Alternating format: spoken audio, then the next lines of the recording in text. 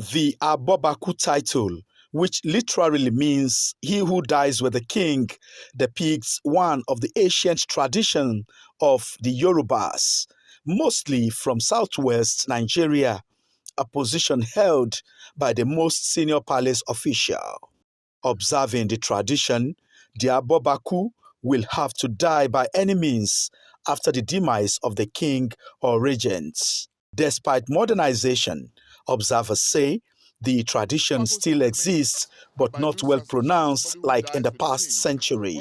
We have to remember very clearly that many of these things are shrouded in utmost secrecy, utmost confidentiality, in difference and in reverence to the cultures and traditions of the people. And that's why you find this commonality between what is transpiring in Britain and what has been transpiring in Nigeria as well. These things are historical. Sometimes you also see that it can be very problematic or difficult trying to stop them. 60-year-old Baron Parker, the most senior staff of royal household, who can be likened to the Abobaku of England, was the Director General of the Intelligence Service from 2013 to 2020, before he was appointed by the late Queen as the new Lord Chamberlain. He was formally welcomed to the post by the Queen in a ceremony held at Windsor Castle, making it the second public engagement carried out by the monarch since the death of her husband.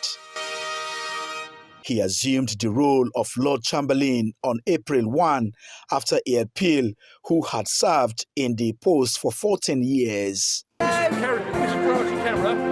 Organizing the Queen's ceremonial and public programs, which include overseeing garden parties, state visits, royal weddings, and the state opening of Parliament, are some of his roles.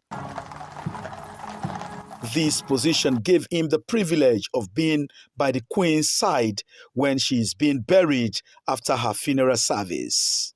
As parts of the tradition, the Lord Chamberlain supervises the removal of the imperial state crown and the sovereign's orb and scepter from the top of the coffin by the crown jeweler, separating the Queen from her crown for the final time.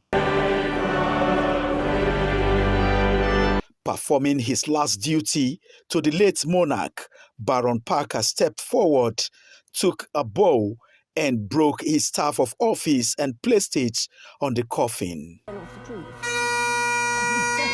The breaking of the white staff signaled the end of Lord Baron service to the sovereign as her most senior official in the royal household, a tradition that dates back to 70 years ago, when the Earl of Clarendon broke his staff over King George VI's grave.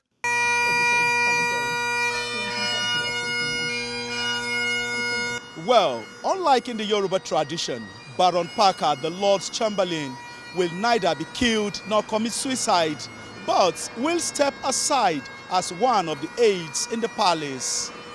Adebola, Brooks Lane, NTA News.